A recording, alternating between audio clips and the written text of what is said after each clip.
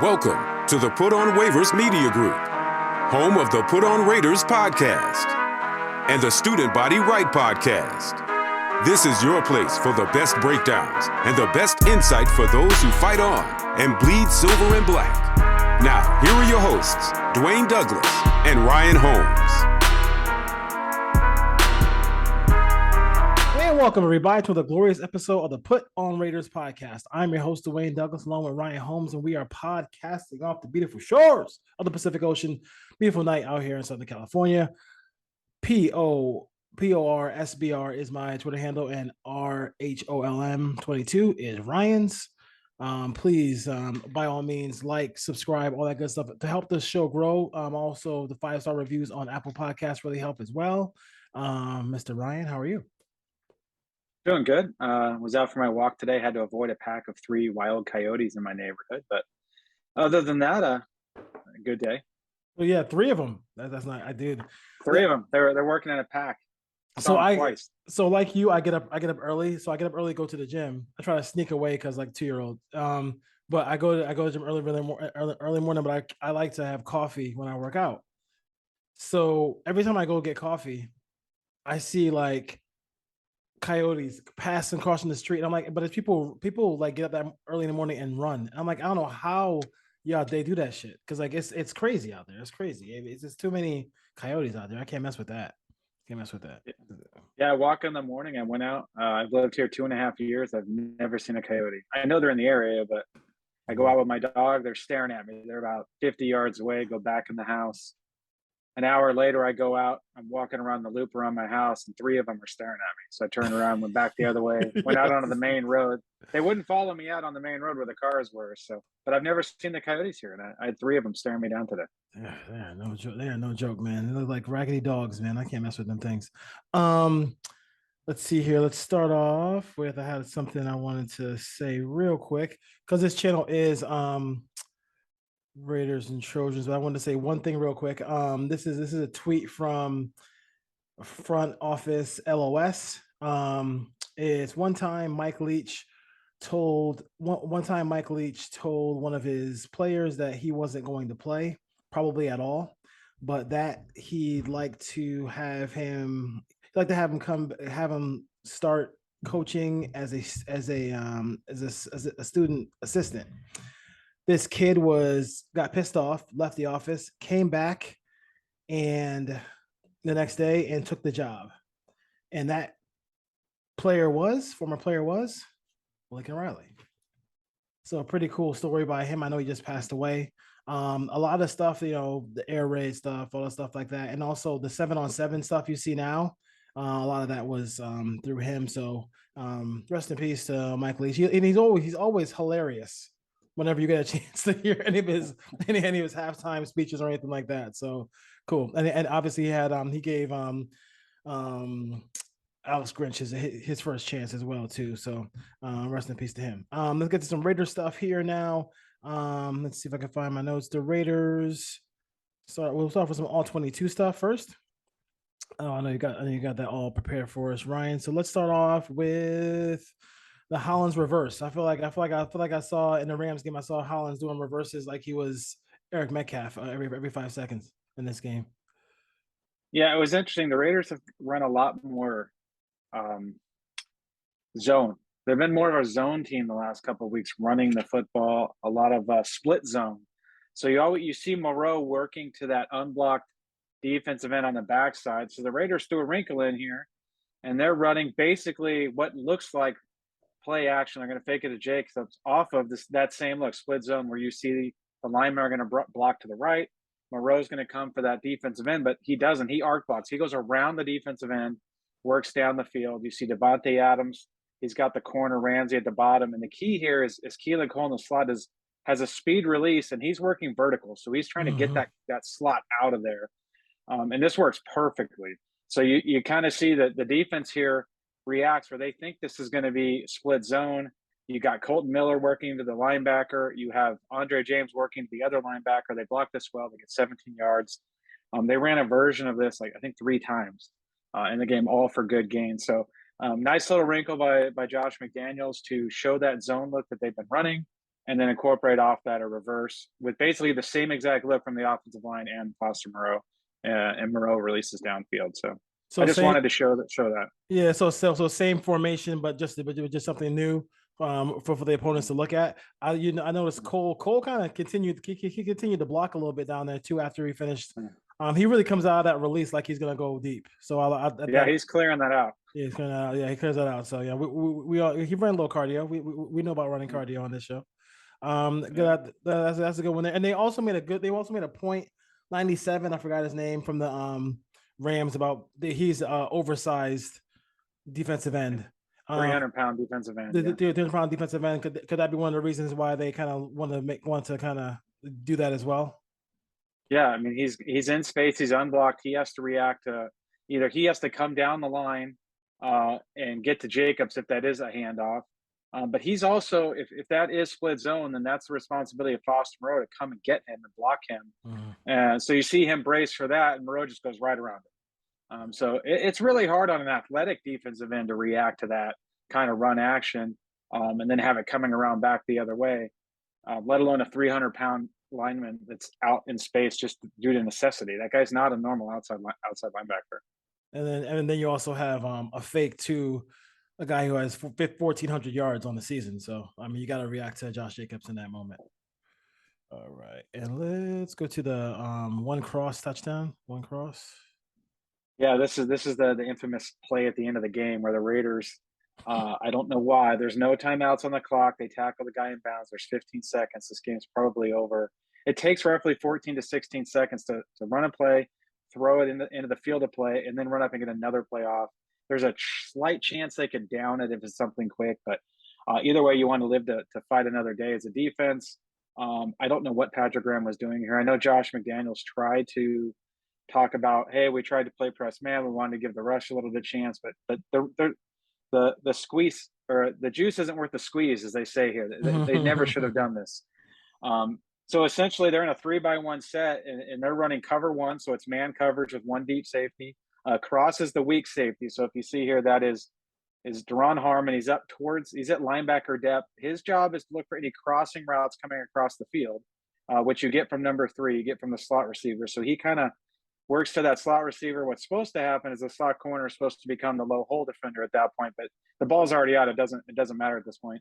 Basically, they left Sam Webb, who's an undrafted free agent, one-on-one on the outside with no safety help, with no time on the clock, and no timeouts for the Rams.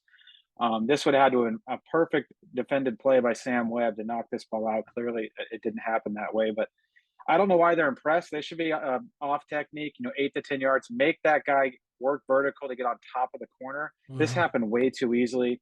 They never should have put Sam Webb in that position. They should have been at least on 2 high, maybe 3 safeties across the goal line here, and work the sidelines, make them throw the ball over the middle of the field, run up, tackle, game over. But obviously the Raiders chose not to.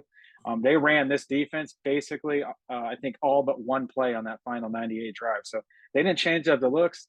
They said, Baker, here you go. We're playing one cross, beat us. And that's exactly what the Rams did. And that's tough to watch. That was tough to watch. That's tough to watch. Because if you throw the crossing route and you tackle him, the game's over. Why are they so concerned about the crossing around the middle of the field? Yeah, exactly. Yeah.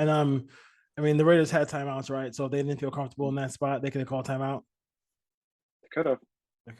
But Josh McDaniel should have overrode this call and said, we are not doing this. But he did not do that. Yeah, shoulda, woulda, coulda, but they didn't.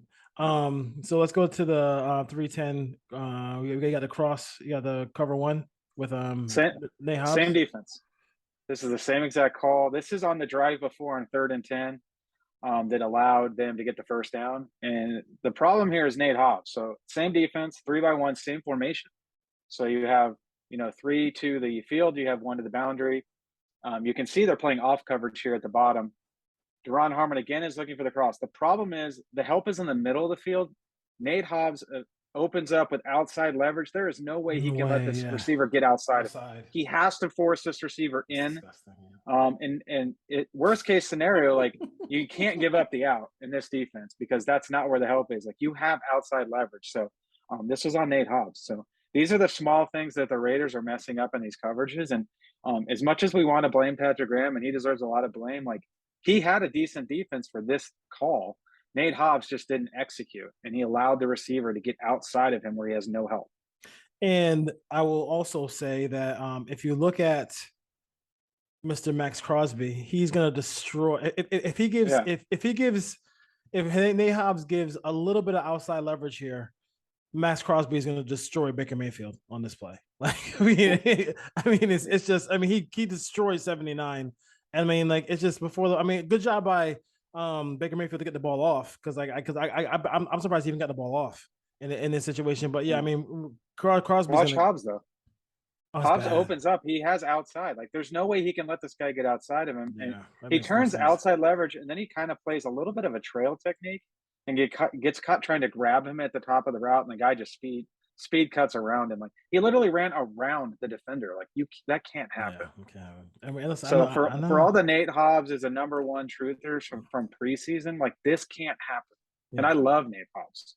And that's a good defense. I mean, it's funny because, like, when they talk about defense all the time, they'll find the one. I remember coaches always say it takes a team defensively, because if it's one person out of position, not doing what they're supposed to do, they're gonna find it. And I give him credit for finding that one guy, because that was, that's everyone's covered. Everybody. There was nothing. I mean, poor. I think it was Trayvon Morik who had the inside. So, like, it's, he's just sitting there doing nothing, waiting for something to come vertical, and nothing comes. So, yeah. And Harmon's sitting in the middle of the field as well, so he becomes the low hole defender when there is no cross. So there's two guys in the middle of the field, and Nate Hobbs gets beat to the outside when he has outside leverage. Yeah, good times. So yeah, that's tough. Tough.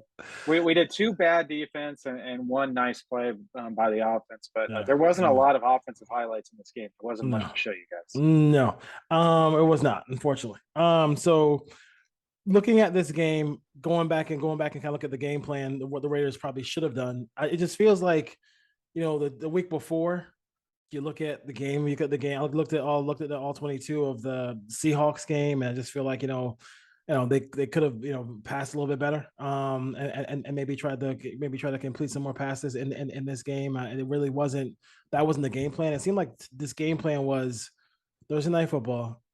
They're playing the backups. Let's just try to get out of here so I can get ready to go play my big boss, my old boss.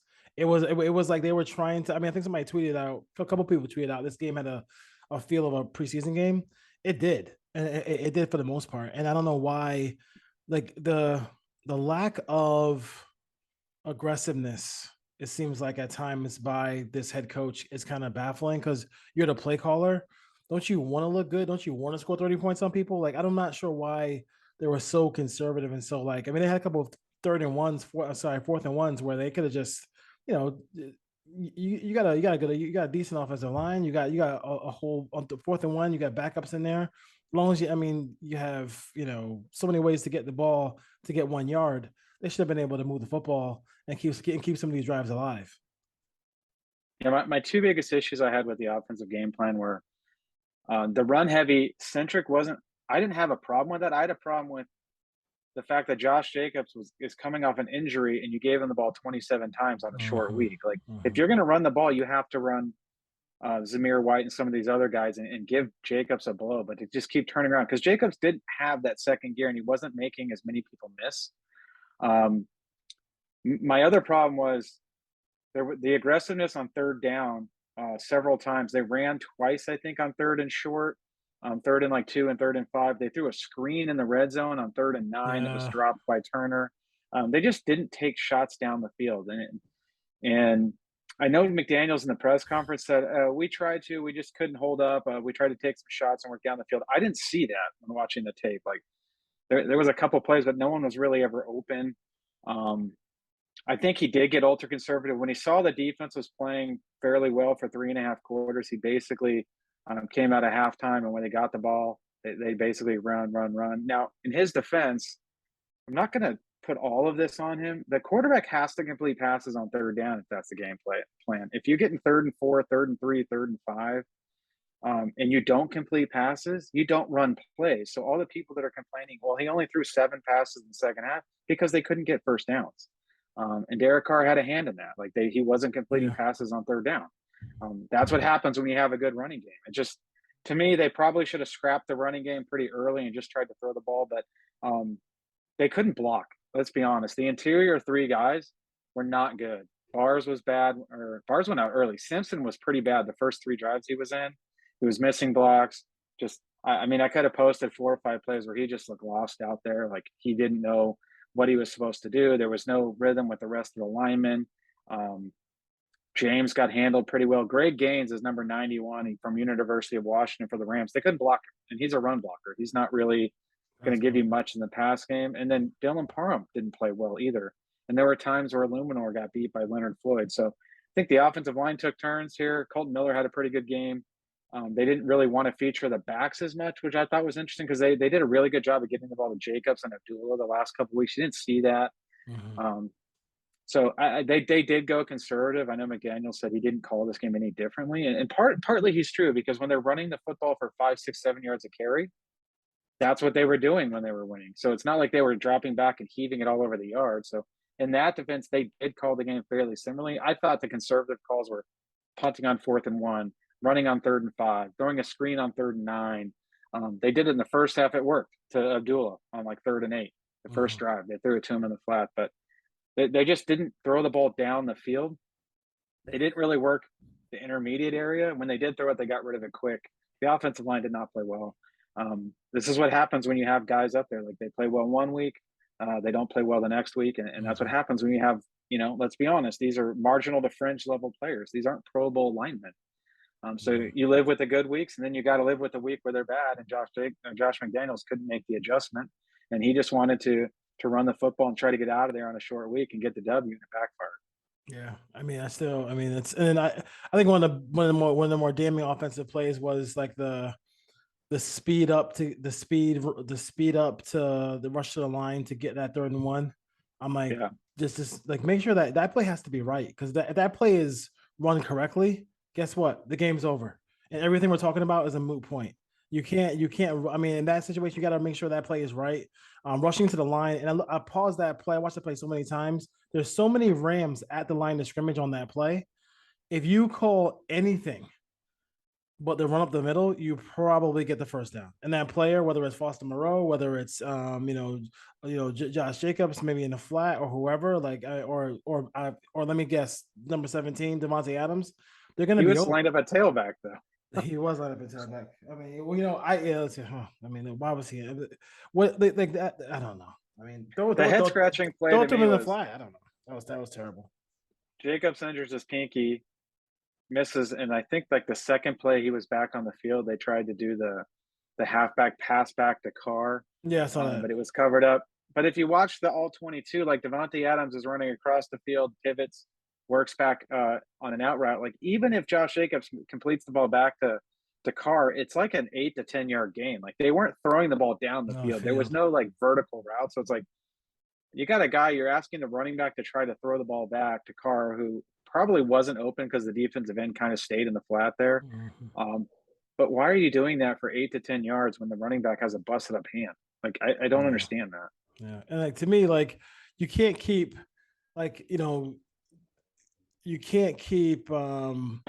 making Zaire White available if he's not gonna get carries. Like let Abdullah just be the backup running back.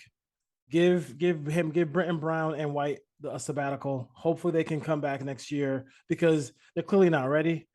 He had I think on a toss play Zaire White had a pretty good run in the game, but I mean they're obviously scared to use him. I mean 28. I mean like 20. Like you said, 28 carries when the guy is just the calf, the pinky. Like what are we doing here? We're just like saying, hey, we're gonna run you into the ground because we're not bringing you back or something like that. Like what are we doing as far as that situation goes? Well, Josh McDaniels is the head coach. It's his call. I know he says Jacobs doesn't want to come out of the game. Like he just doesn't want a breather. Well, that's not his call. Like at some point, the position coach, the head coach can say, hey, come get a breather. Let's put Zamir White in. I mean, let's say they got a couple first downs in the second half. Is Josh Jacobs going to carry the ball 35 times in this game? Like, is that really necessary? He would have. He would have. He would have.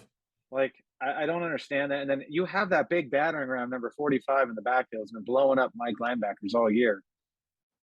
Why do we not have a lead blocker on 3rd and 1? If you get a yard, the game's over. Like it was like 3rd and half a yard. I'm not even sure it was a full yard. Like go back to the quarterback sneak, do something.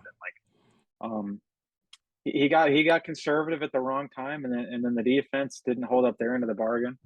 They didn't really change up the play calls, and they thought they could just be better than the penalties. You had a penalty on interception by Robertson. You had the penalty on Tillery. You had the offsides on Farrell. Like all of that stuff kind of snowballed. And this team's not talented enough to overcome those kind of mistakes, no matter who they're playing. I don't know if you saw the stat today. They've played, I think, 8 games against teams under 500. They're averaging 21 points, and the only teams they've beaten with a losing record in those 8 games was the Broncos twice and the Texans. Like, other than that, they can't even beat the bad teams in the league right now. Yeah, no. But they can. They're scoring against the better teams. Like they scored 29 against the Chiefs. They scored against the Seahawks. Like the better teams in the league that they've played better. It's 27 against the Chargers. Like that's on the coaching, and then that's just like it's. We go back to the laissez-faire like approach Josh McDaniels has had all year, where there's been no sense of urgency, and you see that happening in these games over and over and over again. So, having said all that, I still think Josh McDaniels comes back next year. I do not see Mark Davis moving on from him. I do think it's interesting though with the whole Josh McDaniels thing, because he does realize that if we have this, we're doing our show next year this time, and he's 5-8 again, like he's in trouble. He's gone. I mean, so like you can kind of like sit here and try to make it seem like, oh, I gotta get rid of Gruden's guys, gotta get my guy. That whole like I get my guys in. You can play that game if you want, but I mean, a lot of times, sometimes your my guys get hurt. Sometimes a lot of things happen in an off season. Like sometimes you get my guys and they become Chandler Jones and don't, perform at the level you think they're going to perform. So you gotta be real careful with that whole situation as far as that goes. The Raiders, most of this team is his guys, though. Let's be honest. I know. That's what we keep talking about that, but nobody seems to realize it. Go look at the roster. Last I counted, 32 of the guys were new. I would think now, with some guys on IR, we're probably approaching 36, 37 of the 53 for guys that weren't on this team last year. Yeah. You're right.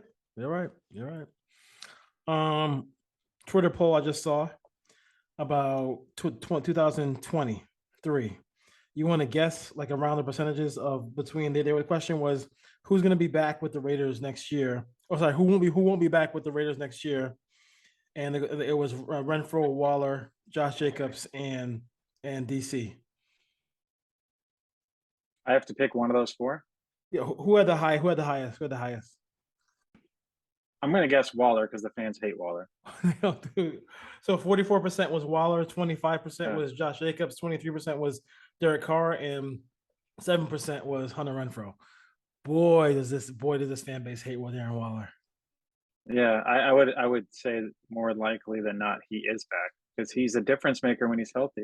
I know he's been hurt, but yeah, it's been different injuries. I know it's lower body, older guy, but I think it was a knee last year. He hurt in the Cowboys game, and obviously at both hamstrings this year. But they're not going to be able to go out and find like a guy that can do what he can do when he's healthy. I know availability is the best availability. We keep hearing that. Well, let's start talking about Hunter Renfrow. He's always hurt. And he's fumbling the ball over the field when he is healthy, but fans love Hunter Renfrow. But I would much rather have Darren Waller than Hunter Renfrow because I think he's a better complement in this offense. But that's my opinion. And I love Hunter Renfrow. Me too. And I think in that first game with Bryce Callahan, I think the thing that people are doing now is they're not allowing him to that space, especially in this offense, to make those plays where those moves at line of scrimmage where he can make people look foolish and they can replay it all over on Twitter and social media all the time. They're just bagging him at the line of scrimmage being as physical as humanly possible with him. So, we'll see what happens as far as that goes. But boy, I tell you, if you go in the game Sunday, don't be cheering Darren Waller touchdown because y'all don't like Darren Waller. So I want to hear about it. I want to hear about it on that one. It does sound like we're going to get all of those guys on the field this week, though. Because the plan was oh, we can't possibly lose to the Rams. Let's just get out of the Ram game. I'm playing my old boss. I want to whip his ass. I'm gonna bring all the guys back, and then we're gonna just open up a can on him. And I'm like, okay, we'll see. We'll see. So I mean, we've seen that happen. People try to do that to Belichick before in the past. He has no quarterback, but he got a winning record somehow. I don't know how that happens. He always kind of manages that as well. So, do you feel like they have not been on the field for a long time at all? It seemed like it was like a season ago, with Adams, Waller, and Renfrow.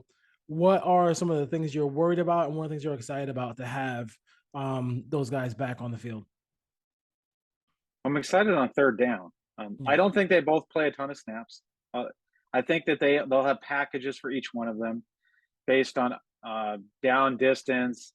I think on third down, you'll see those guys on the field. I don't think you're going to see Darren Waller out there for 60 snaps or Hunter Renfrow for 60 snaps. You might see Waller for 30. You might see Renfrow for 20. I think you're still going to see plenty of what they've been doing, 21 personnel with two backs, Matt hmm Collins and Devontae Adams, because they can't drop back and try to throw the ball 35, 40 times against the Patriots defense. It's not going to work. hmm They're not going to be able to block Matt Judon enough to do that. no, So I still think you're going to see a lot of ground and pound, try to control the clock, and then take their shots on third down or in the red zone. They're going to have packages for those two guys. yeah, So that you're still going to see plenty of Foster Moreau. My question is, let's just see what this offense looks like over the next 4 weeks with those guys on there. Like, if this truly is the offense they thought it was going to be, they yeah, shouldn't be scoring 16, 17, 20 points at this point. Like, we need to get into the upper 20s. Let's break 30 a couple times here the last couple weeks yeah, and see what this offense can do.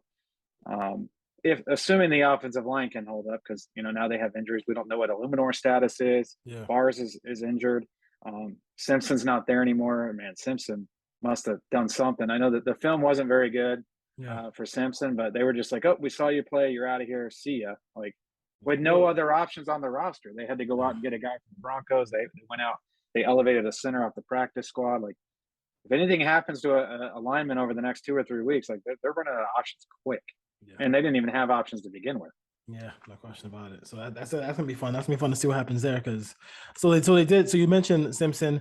The Raiders did add a couple of pieces here. Let's talk about So I mean, there's nothing really to talk about. They talk about street corners. These are street linemen off the practice squad. There's nobody to.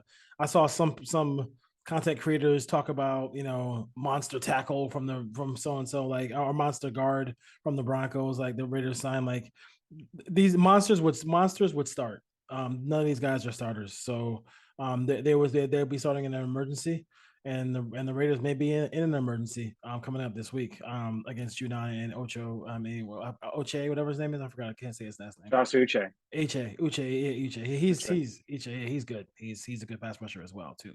Um, so some questions here. One that has to do with college football. Do you feel like Bush should get his Heisman back? I mean, I'm a little biased, but Yeah, I would say yes, yes. yes, yeah, I would say yes. I would say yes. Um, there's a lot of Brady buzz to the Raiders. I saw on Pat McAfee. I saw on John Middlecoff's on podcast as well. Do you believe any of the hype that Brady could be coming to Las Vegas? I don't. He's going to be 46 next year. He hasn't played that well this He year. has not. We'll see. I mean, he still has Mike Evans, Chris Godwin over there, and Tampa's offense is almost unwatchable because the offensive line isn't good. Like, unless the Raiders can figure out how to get a top 5 offensive line this offseason, you're going to see kind of the same struggles with Brady. Like, he can't move anymore. Mhm. He can navigate in the pocket, but he's going to get frustrated a lot with this team if the offensive line doesn't improve. And I think I tweeted out too the other day. If I could buy a future stock, and where these offensive linemen are going in the draft, I would take them a lot. They're going to go a lot higher than everyone's putting them on these Yeah, mock drafts and stuff. yeah, There's so man. many teams that need offensive linemen. Yeah, As bad as the Raiders' offensive line is, Miami and the Chargers' offensive line looked worse. yeah, And then every time I turn on a game, I'm like, that offensive line is worse than the Raiders, and the Raiders aren't any good. Like, the yeah. bar is so low right now for competent offensive linemen. I think they're going to go good, but I just don't see, unless there's an ultimatum from Mark Davis, and he looks at Josh McDaniels and says, "You have to make the playoffs next year." And he says, "Screw it," and he goes to get his guy Brady. That's the only way I can see it happening if he truly believes that Carr can't be the guy. Yeah. To me, it's going to be hard because that Carr deadline on that contract's coming up the third calendar day of the year, so Yeah. somewhere in mid-February. Yeah. Like they're not going to have his replacement lined up at that point. So like for them to really, one, they can't just let him go because you're going to need compensation for him, but he has a no trade clause. So the Raiders are going to have to sit down and they're going to have a long off season to figure this out. And then whoever they bring in, they're going to have to sell Devontae Adams on. So it's going to be a mess for those guys, but this is a mess they created. So this is up to Ziegler. They're going to have to fix it this offseason because if they go next year and they end up, like you said, 7-10, I just don't see a way that McDaniels can survive for year 3. It's funny because, like, what if, could you imagine, like, if the Dana White stuff is true, and let's just say, Brady goes somewhere else and has a good season next year, the carnage online to say we had a chance to get Brady twice and we chose our coach chose Derek Carr, people are gonna go crazy. But he has not given me a reason to think that. As much as I think about that move, I'd have to think about it long and hard. When I watch them play, especially when I watch them play people at the highest level who can really get after the quarterback. The Saints can get after the quarterback. The Niners can get after the quarterback. Like that's what I want to see what he can do in those moments because you're trying to get to a certain level. You're not just trying to go beat, the Texans. You're trying to beat the top of the line. If he can't, complete passes, if he can't, avoid the rush, if he can't do those things against those teams, then I don't know if that's the best move for them, but we'll see. We'll see what happens. But there is people talking about that around the Twitter sphere as far as that goes. If you could go ahead, I think you want to say something. I would say for 2023, if I just had to pick one of those two players, I would take Derek Carr. And I'm not the biggest Carr fan out there. I think he's somewhere in the 12 to 14 range in the league, but I think next year Carr will have a better season than a 46-year-old Tom Brady. I just don't see how Brady can keep producing. And statistically, Brady's had a fine season.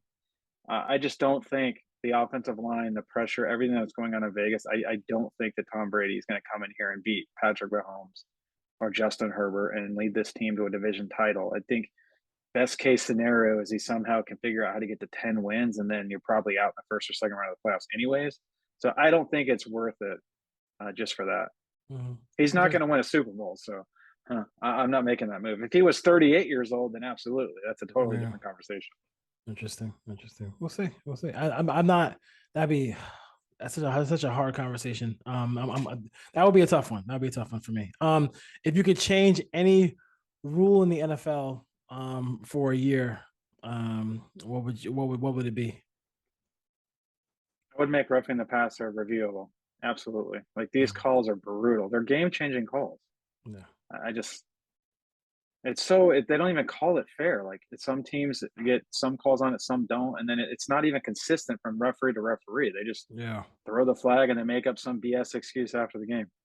The one in the Dolphin Charger game, boy, that was rough. If you can't do that, what are you supposed to do? He's 6'6", 240. Like John Madden used to say, if you can't do that, you can't play football. So yeah, that's a tough one. The 5-yard automatic first down.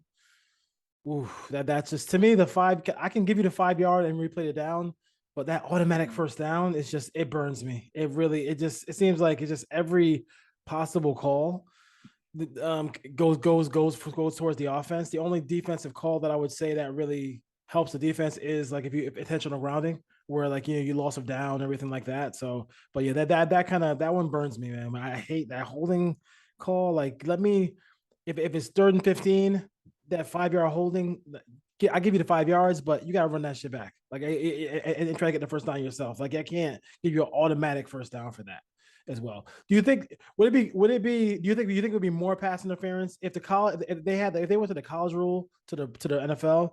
They would just grab receivers, right? They wouldn't even. Yeah. They would just. Yeah. So if it's 15 yards, especially if you're working, 40, 50 yards down the field on a deep ball and you're beat, just grab the guy at that point. Yeah, grab the guy at that point. I would like to change the rule that a strip sack that gets recovered by the quarterback and advanced past the line of scrimmage is not a sack. It's for Max Crosby. Because I hate looking at the sack leaders and going, he's got 11.5. He really has 12.5. Like, he should be third in the league. Someone's still going to have to explain that one to me. You can't call it a fumble and just say it was picked up by that player in advance. Like, it's not that difficult. That's stupid. That's stupid. How crazy was it with the Tyreek Hill fumble return? My God, the dude, he's fast as hell. He's ridiculous. Even on a bum ankle, he's tough. He's tough to deal with.